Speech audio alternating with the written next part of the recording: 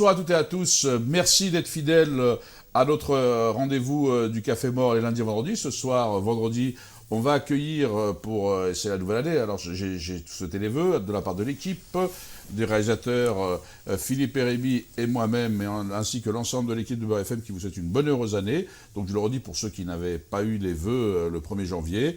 Et ce soir, on va recevoir un jeune qui j'espère fera une brillante carrière, mais qui est engagé, qui nous rejoint. C'est Jesus Mafouda, bonsoir. Bonsoir.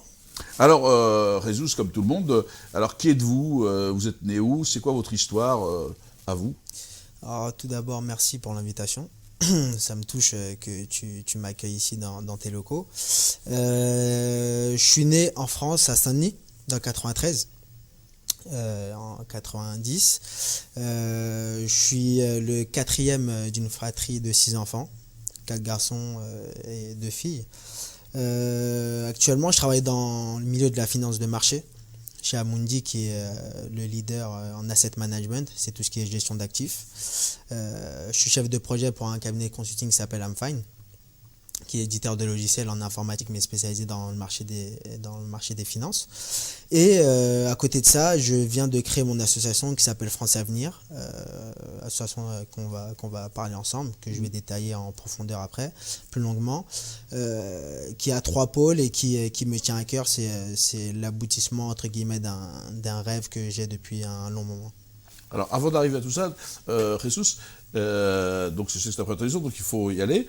Mais c'est vrai que c'est toujours difficile la télé. Je le dis aux gens qui nous regardent, ils ont l'impression que c'est facile. Ouais, je peux faire, mais quand on est devant la caméra, c'est plus intimidant. Oh non, il n'y a pas de souci. Voilà, donc et ce que je veux dire, c'est que, alors c'est quoi? Tu as grandi à Saint-Denis, tes parents sont quoi? Tu es originaire de quoi? Centrafrique, tu m'as dit? Ma mère, elle est malienne, mon père, il est centrafricain. Ta mère est malienne et ton père est centrafricain. C'est ça. Et donc, tu as grandi dans cette fratrie, donc à Saint-Denis. Et alors, comment, donc tu as fait des études, ça s'est passé comment? T'étais... Alors, pour commencer, moi j'ai fait que 6 mois à Saint-Denis, puisqu'on a déménagé très rapidement dans le 95 à Beaumont-sur-Oise. J'ai grandi là-bas, j'ai fait collège, lycée à Beaumont-sur-Oise. Un parcours assez atypique, puisque par la suite, après mon BTS commerce international, je suis parti faire mes études aux États-Unis, puisque j'ai eu l'opportunité de faire un bachelor, un master en finance et commerce international. Et en parallèle, je jouais au foot en première division universitaire pour Marshall University, qui est une très bonne école spécialisée dans la finance de marché, dans la finance. Et dès lors que j'ai fini mon expérience là-bas, qui a été très très très enrichissante pour moi, et qui a changé entre guillemets ma vie, parce que je n'étais pas prédestiné à faire tout ce que je fais aujourd'hui. J'ai eu l'opportunité de revenir ici, d'être décoré par rapport à mon parcours scolaire et sportif aux États-Unis, et de commencer en fait mon job que j'ai actuellement dans les finances. Alors c'est ton parcours sportif qui t'a conduit à cette grande université aux États-Unis ou c'est... Oui, entre guillemets, oui, parce qu'en fait, moi, ma vie, c'est assez joué principalement lors de rencontres avec des personnes.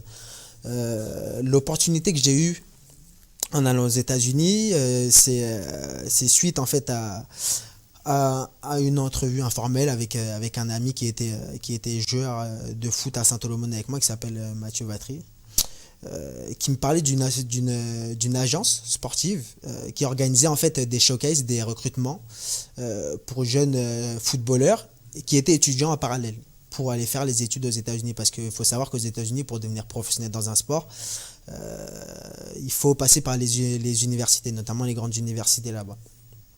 Donc moi, il m'en a parlé, je me suis dit pourquoi pas, alors que j'étais pas du tout intéressé par les États-Unis, c'était pas un pays qui m'attirait plus que ça.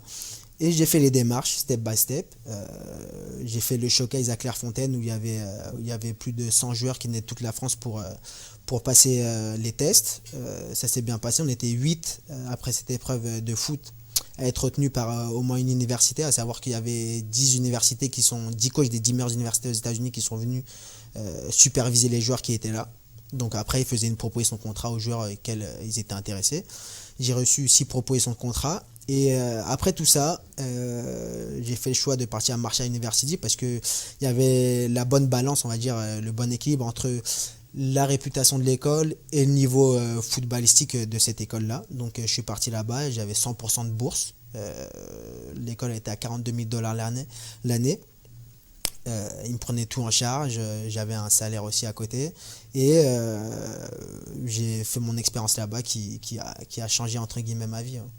Alors quand on raconte ça, on dirait que c'est un conte de fées, on pense que c'est chose, c'est un peu le conte de fées, quoi, quand même. Ce petit gamin d'une famille, d'une fratrie de 6 personnes, dont les parents n'ont pas fait d'études particulières, qui essaient de s'en sortir, et suite à des rencontres successives, se retrouve aux États-Unis avec une bourse pour étudier dans de bonnes conditions. Exactement. Quoi. Ça a changé totalement ma vie parce que j'étais pas, comme je l'ai dit tout à l'heure, j'étais pas prédestiné à avoir ce que j'ai aujourd'hui, parce que déjà premièrement à l'école j'étais pas très très très très intelligent, j'étais pas attiré plus que ça par les études, et de par cette expérience j'ai une lumière entre guillemets qui a fait surface et qui m'a donné envie de changer, de prendre les choses en main.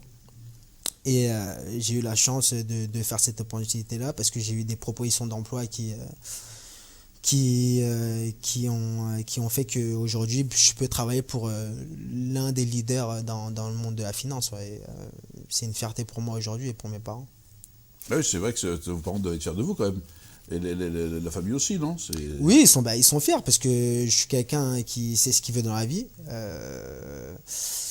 Ça, c'est déjà une marque d'intelligence, parce que vous disiez tout à l'heure, j'allais rectifier, parce que l'intelligence, c'est pas que ça, c'est pas que l'étude, il y a le savoir et puis il y a le potentiel, c'est pas la même chose, il faut pas confondre. Exactement, et il y a beaucoup de travail aussi.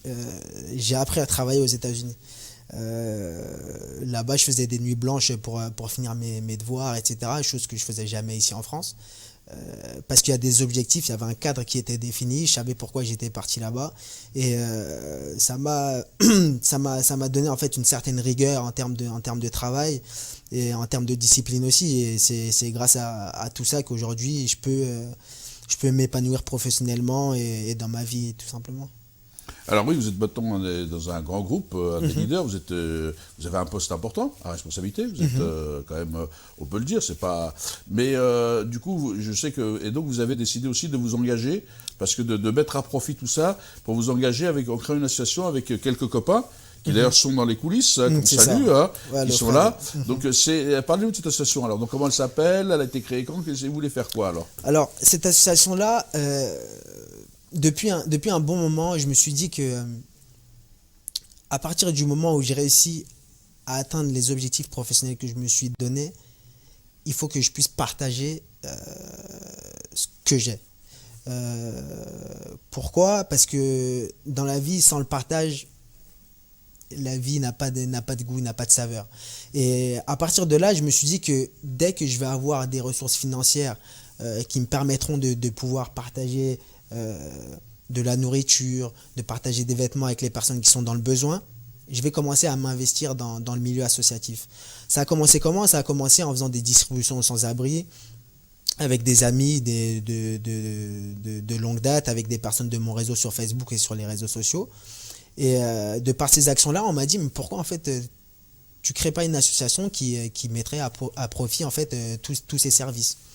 Et je me suis dit, c'est une bonne idée. C'est une bonne idée. J'ai le vice-président de l'association, Lofred Mazou, que je salue, qui est mon meilleur ami, qui m'a dit, tu sais, le problème qu'il y a dans les quartiers, c'est que les personnes qui réussissent ne transmettent pas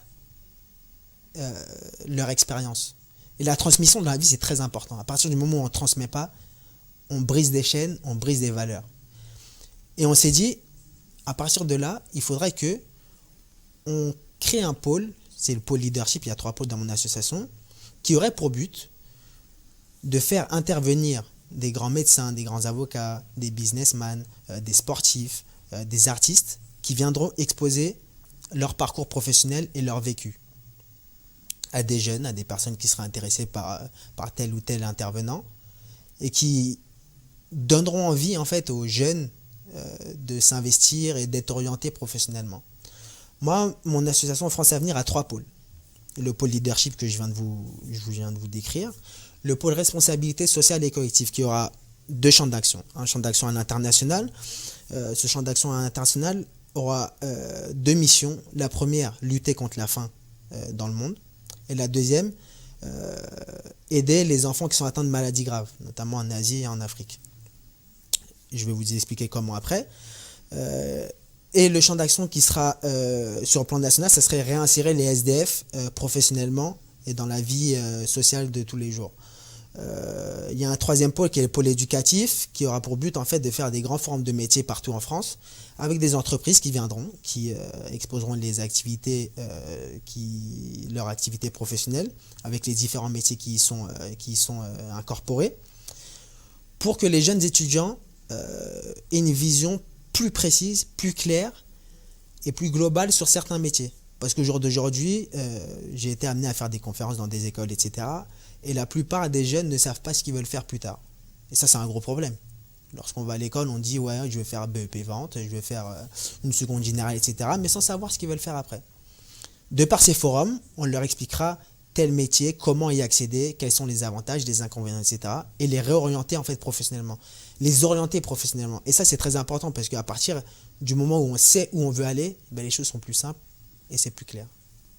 Alors c'est vrai que vous avez pris un gros challenge parce que répondre à la faim dans le monde, bon, il y a beaucoup en Asie, mais surtout il y a beaucoup de travail en Afrique. Exactement. Et je crois que puis en plus, si vous êtes sur le continent de demain, c'est-à-dire que si on arrive à éveiller, à réveiller ou à parce qu'elle est déjà éveillée, à réveiller l'Afrique ou à créer de la solidarité. Et puis vous avez votre ami, votre vice-président, votre meilleur ami a raison. Le problème, c'est même pas une question de briser la chaîne, c'est une question d'altérité. L'altérité, si on ne transmet pas, elle ne fonctionne pas. Et c'est vrai que souvent, dans les quartiers, quand on a réussi, on n'a qu'une envie, c'est de les quitter. C'est ça. Et c'est dommage parce que derrière soi, on laisse un peu de vide, alors qu'on devrait. Après, il faut rien n'empêche de les quitter, mais il faut toujours transmettre. Mais la difficulté, c'est parce que aussi les gens vont vous happer en pensant que ces trucs, c'est aussi le regard de l'autre qui pèse. Donc il y a tout un changement. Il faut effectivement, on est en train de changer de paradigme, quoi, parce que je pense qu'il faut qu'on change ça. Exactement. Et vous avez raison d'y travailler. Mais le problème, c'est que vous allez voir des gros chantiers. Donc ça va être. C'est pas un problème. C'est pas un problème. Je pense que nous déjà, on va faire un très gros travail au niveau des réseaux sociaux pour se faire connaître. Premièrement, j'ai une équipe en termes de communication qui est pas mal parce que je travaille avec des informaticiens et des personnes qui travaillent dans le milieu de la publicité et des réseaux sociaux. Donc à ce niveau-là, c'est vraiment un chantier sur lequel on va vraiment travailler parce que les réseaux sociaux aujourd'hui, c'est l'avenir, entre guillemets, c'est une des clés au niveau de la communication. C'est le meilleur comme le pire. Faut bien le gérer. C'est pour ça que je vous dis, c'est le meilleur comme le pire. Il faut bien gérer. Les réseaux sociaux, c'est le meilleur comme le pire. Parce que, avec les réseaux sociaux, vous savez qu'on a une espèce d'asymétrie. C'est-à-dire que les gens inconnus qui veulent se faire connaître s'attaquent à des personnes connues pour n'importe quoi, pour essayer d'exister. Donc ça, c'est le pire. Par contre, c'est aussi un moyen de créer du lien, de créer de la cohésion, de rassembler les forces vives. Vous voyez, mais c'est pour ça qu'il faut bien le gérer, il faut bien orienter. Et vous avez raison quand vous dites qu'il faut être bien clair. C'est comme pour l'orientation, il faut bien savoir ce que l'on veut et on va pour éviter les grandes surprises. Exactement. Et je pense que c'est important aujourd'hui parce que dans les quartiers, on manque de repères. Mais il faut savoir une chose, c'est que on a tous les moyens à disposition. Tous les moyens à disposition pour réussir aujourd'hui. Il y a Internet, si on veut se ressourcer en termes d'information, en termes de culture, etc., on a tout qui est fait pour réussir en fait. Donc certes, il y a des personnes qui vivent dans des situations compliquées, etc., mais quand on veut, on peut. Dans la vie, quand on veut, on peut. Quand on est déterminé, quand on sait ce qu'on veut, quand on sait où on veut aller, on se donne les moyens. Et ça, c'est des valeurs qu'il faut transmettre aux plus jeunes parce qu'on vit avec des générations qui perdent ces valeurs-là et on a la chance d'avoir des parents qui nous ont inculqué tout ça. Je pense que nous, notamment, les enfants d'immigrés, faut pas qu'on oublie tout le chemin et tout le parcours que nos parents ont fait pour qu'on ait la vie qu'on a aujourd'hui. Faut que tout ça ait un sens. Et par là, je pense que à partir du moment où on oublie tout ça, on manque de reconnaissance. Et si on manque de reconnaissance, on rentre dans l'ingratitude et ça, c'est très grave, je pense.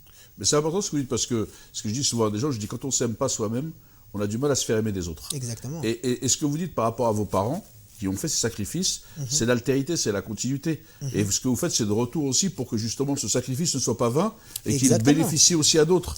Que ce qu'ils ont fait pour vous, c'est de monter, c'est-à-dire c'est d'aller, de ne pas être déclassé comme truc, c'est d'aller plus loin encore dans le parcours, non ? C'est ça, d'aller plus loin, d'avoir des rêves, rêver plus grand, de travailler dur, parce qu'aujourd'hui on n'a rien sans rien, que ce soit aujourd'hui ou avant, mais aujourd'hui c'est encore plus compliqué, on n'a rien sans rien, mais vraiment leur rendre l'appareil en fait, leur rendre l'appareil parce que quand j'analyse, j'entends souvent des gens dire ouais mais aujourd'hui on vit dans des situations compliquées, il y a beaucoup de racisme, etc. Mais il ne faut pas oublier une chose, je pense que le racisme était sûrement plus dur à vivre il y a de cela 20 ou 30 ans. Et nos parents ont toujours fermé leur gueule, excusez-moi du terme, mais ont courbé le dos et ont travaillé dur. Nous aujourd'hui, pour un rien, on va se plaindre, on va dire ceci, on va dire cela. Mais il ne faut pas oublier qu'en France, on vit dans un pays qui nous donne la chance d'avoir des couvertures sociales, d'avoir des aides à tout va. Les gens ne voyagent pas. Moi, j'ai été aux États-Unis, j'ai vu, je vis dans d'excellentes conditions. Mais si on fait partie de la classe moyenne ou de la classe populaire aux États-Unis, c'est un calvaire. En France, on a toutes les aides qu'il faut, on a tout ce qu'il faut. Donc on n'a pas d'excuses en fait. On n'a pas d'excuses. C'est drôle parce qu'aux États-Unis, on voit bien c'est aussi une référence en termes de combat. Le combat qu'ont mené Martin Luther King, les Black Panthers, etc. Bon, c'est pas sous les mêmes formes, mais on voit bien quand même que ces gens-là ont mené des luttes justement pour l'égalité, pour faire reconnaître et pour essayer de sortir du ghetto, comme on appelait à l'époque. Et si on oublie tout ça, on manque de reconnaissance. Donc on est ingrat. On est ingrat envers qui? On est ingrat envers les personnes qui sont battues pour la liberté d'autres. Et c'est ça qui est très grave. L'histoire est importante dans la vie. Et à partir du moment où on bafoue l'histoire, on bafoue des générations, on bafoue des luttes de personnes qui ont fait qu'aujourd'hui on est libre. On vit dans un pays qui nous donne la chance d'évoluer dans des bonnes conditions. Il faut s'en servir. Pourquoi pas en aidant les pays africains, etc. Mais il faut se servir de tout ça pour avancer. Quand je vous écoute, j'étais en train d'expliquer en fin de compte que l'histoire, elle se fera avec ou sans nous. Mais vaut mieux qu'elle se fasse avec nous, parce que si c'est les autres qui font l'histoire à notre place, ce ne sera pas la même histoire. C'est ça. On est tous là pour quelque chose. Il y a ceux qui veulent faire des histoires et ceux qui veulent faire l'histoire, c'est ça? C'est ça. Moi, je sais que avec de la volonté, avec du soutien, avec de l'aide, avec de la générosité, du partage, on peut faire beaucoup de choses. Et je pense que c'est ça, être optimiste dans la vie, c'est quelque chose de très important. Relativiser, parce que quand... Tu sais, en fait, je me suis rendu compte, en faisant des distributions avec les SDF, etc., j'avais une appréhension avant de les faire. Je me suis dit, peut-être que les SDF, ils seront pas accueillants. J'avais une appréhension, j'avais jamais fait. Donc, l'être humain a peur de l'inconnu. Et dès lors que j'ai fait ma première distribution, je me suis dit, mais en fait, c'est totalement différent. Des SDF qui ont le sourire, qui sont là, qui t'accueillent avec bienveillance, qui sont très polis, qui te disent qu'ils sont dans ces conditions-là parce que pour la plupart, c'est un choix, qui te disent aussi que la vie, elle est compliquée, mais ils gardent quand même le sourire. Et quand tu vois tout ça, tu te dis, mais attends, toi qui as un foyer, un toit où dormir chaque jour, qui mange à ta faim, qui boit à ta soif, qui est en bonne santé, tu vas te plaindre pour quelque chose? Non, on n'a pas le droit. On n'a pas le droit. Et ça, c'est en France. Alors imaginons ça dans d'autres pays, dans des pays du tiers-monde. Donc en fait, on n'a pas le droit de se plaindre. On n'a aucune raison de se plaindre. Il faut toujours aller de l'avant, être optimiste et être positif en fait. Oui, je pense qu'effectivement, on peut constater, on peut faire des diagnostics, mais il ne faut pas être dans la victimisation, parce Exactement. que sinon on ne sort pas, il faut faire de l'allant. Et vous avez raison, donc je pense que le plus difficile, c'est cette solidarité. Je crois qu'à partir du moment où les gens sont solidaires, en principe, on avance. On est victime des divisions, non? C'est ça. Donc ce qu'il faut, c'est vous allez réunir. Hein? Et réunir. Oui, c'est ça, rassembler et solidaire, parce que on dit bien qu'une main toute seule n'applaudit pas. C'est ça.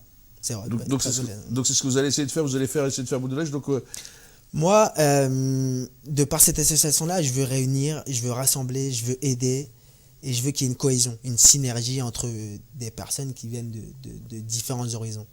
À moyen terme, j'aimerais bien que l'association organise des événements comme le font les Enfoirés, c'est-à-dire des événements musicaux avec des artistes de renommée, mais qui n'ont pas accès en fait aux Enfoirés, parce que les Enfoirés, c'est entre guillemets l'élite en fait.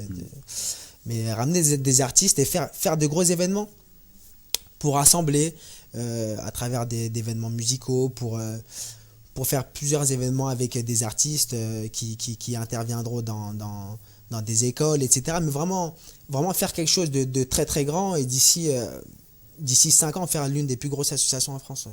D'ici 5 ans. Je me donne 5 ans pour ça. Pour essayer d'être vraiment actif et de répondre aux besoins des gens. Pour être actif, je me donne. Non, pour être actif, après ça, au courant de l'année. Là, on est en train de finaliser le site internet, donc au courant de l'année, on sera déjà actif parce qu'on va commencer à faire des conférences, on va commencer à faire des forums, etc. Mais être vraiment influent sur le plan national, je me donne 3 ans. Après, d'ici 5 ans, je pense que j'ai envie qu'on.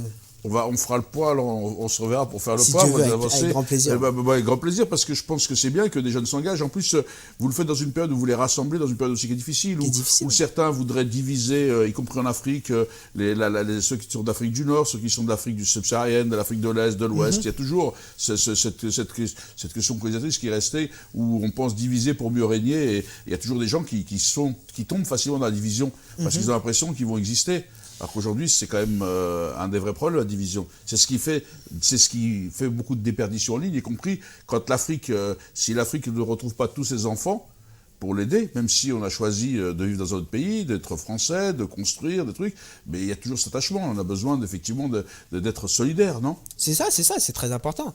Après, en période de division, je pense que qu'est-ce qui permet de diviser les gens ? C'est le manque de connaissances et c'est le manque de culture et le manque de savoir. À partir du moment où on n'a pas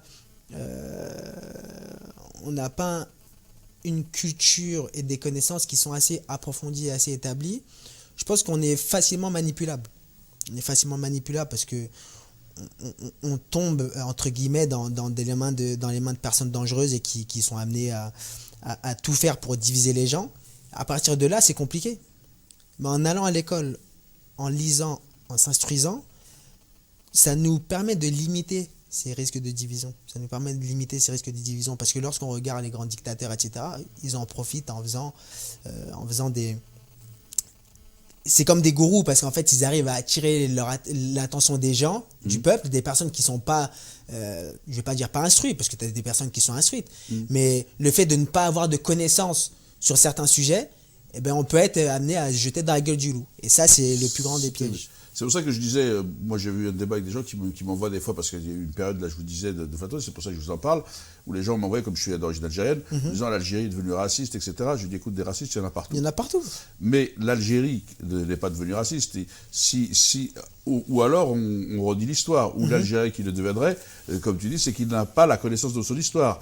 N'oublions quand même pas que Nelson Mandela, qui n'est pas n'importe qui, quand sa première visite officielle, quand il est président de l'Afrique du Sud, il l'a fait en Algérie pour dire l'Algérie c'est mon deuxième pays. Il avait un passeport algérien. Parce qu'il n'oublie pas que l'Algérie, c'était quand l'ANC était sur la liste des organisations terroristes, c'est l'Algérie qui a financé l'ANC.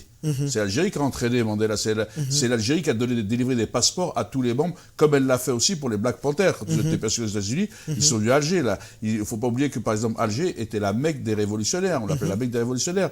Donc c'est vrai que les gens, des fois, ils tombent dans les petits travers, dans les petits de certains, pour essayer de stigmatiser et de diviser. Au contraire, il faut être panafricain. Il faut peut-être leur dire que le but de ceux qui font ça, c'est qu'ils ne sont pas, ce sont nos ennemis.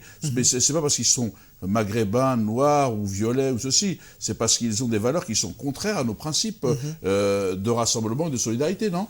C'est ça. Je pense qu'il faut qu'on se rende compte que, bon, notamment en Afrique, que c'est une des terres, et Poutine l'avait dit il y a pas longtemps dans une interview, c'est une des terres les plus riches au monde. Ah, ça, c'est sûr. Et ça, c'est une certitude. Après, il faut bien gérer. C'est pour ça que c'est envié, d'ailleurs. Exactement. Après, il faut bien gérer tout ça. Et je pense que si nous, les enfants d'immigrés, on met de notre savoir, de notre connaissance dans tout ce qu'il y a à faire dans les marchés africains, que ce soit au niveau de l'économie, du social, etc., je pense qu'on peut faire de belles choses. Après, il y a des gens là-bas qui sont en place et qui doivent faire changer les choses, parce que voilà, il y a, au niveau social, au niveau éducatif, il y a des très gros chantiers à mener là-bas, et je pense qu'avec toutes les ressources qu'il y a, ils ont moyen de faire des grandes choses. Après, chacun a sa lutte, chacun sa bataille. Nous, on a des choses à mener ici aussi en France, mais je pense que oui, il y a des belles choses à faire en Afrique, mais le plus important, que ce soit en Afrique, en Asie, en Amérique ou même en Europe, Le plus important, c'est d'être unis et solidaires. Après, on n'est pas dans un monde utopique non plus, mais maximiser le nombre. C'est ça. Il faut des utopiques, il faut l'utopie programmée. Exactement. Mais c'est pas les bisounours, quoi. Exactement.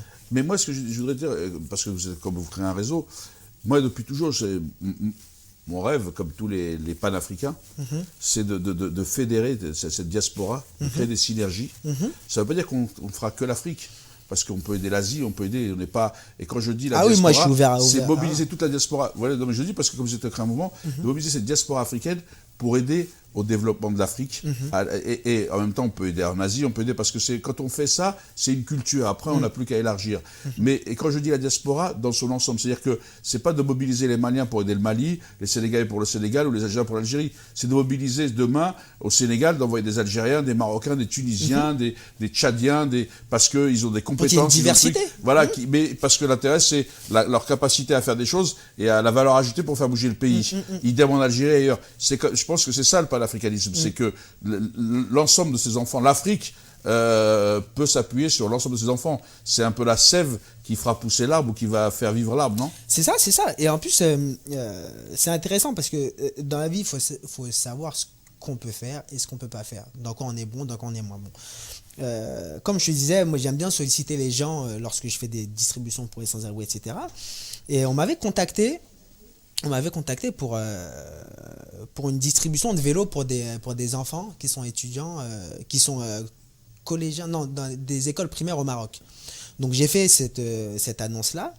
Et j'ai un ami à moi qui s'appelle Yassine Abdelawi, qui était étudiant à l'ESSEC, qui a été diplômé, d'ailleurs, je l'en félicite, chose qui n'est pas facile, qui m'a dit, mais pourquoi tu veux faire une collecte de vélos ici pour les importer là-bas? Parce qu'en faisant ça, certes, le geste est noble, mais on tue l'économie marocaine. Je lui dis, mais pourquoi tu me dis ça? Il me dit, si vous récoltez de l'argent et que vous donnez cet argent à un producteur de vélos au Maroc, un producteur artisanal ou autre, là, vous allez remonter l'économie marocaine et en plus de ça, vous faites un bon geste. Je dis, ah, c'est vrai. Il me dit, oui, mais parce qu'en fait, en faisant ça, en ramenant, en important, en exportant des marchandises, on tue l'économie locale, en fait, sans se rendre compte. On fait un beau geste. Mais dans un autre sens, tu vois ce que je veux dire? Et ça, c'est pas bon. Et je lui ai dit, ah oui, ça c'est vrai. Et il m'a dit, ouais, récolter de l'argent pour faire profiter de l'économie locale dans les pays, que ce soit au Maroc ou autre, c'est important. Et je lui ai dit, ça c'est vrai. Oui, comme quoi, c'est la complexité de l'action. Exactement. Quand on veut faire de la coopération, refaire la chaîne, en fait, du développement, il faut faire attention de ne pas briser la chaîne aussi. Exactement. Là-bas et tout, et puis ça crée de l'emploi et tout ça. Alors sur ce truc-là, l'émission de malheureusement toucher sa femme, même si c'est très intéressant. En tous les cas, Ressus, je te remercie d'être venu. C'est moi qui te remercie. Parce que, non, mais tu te remercies, t'as pas remercié, parce que tu fais partie de ces nouvelles générations qu'on a envie de mettre en avant, et c'est toi qui fais l'émission. Donc c'est parce que c'est grâce à des jeunes comme vous que demain les choses vont avancer, et donc c'est votre émission, et donc cette émission, elle est faite aussi pour vous faire connaître. Donc merci, on se quitte. Moi, je retrouve un nouvel invité lundi. Donc, les lundis et vendredis à 20h, dans votre émission Café Mort. Je vous souhaite une excellente soirée. Restez avec nous sur Beurre FM TV. Et à bientôt. Encore une fois, bonne et heureuse année.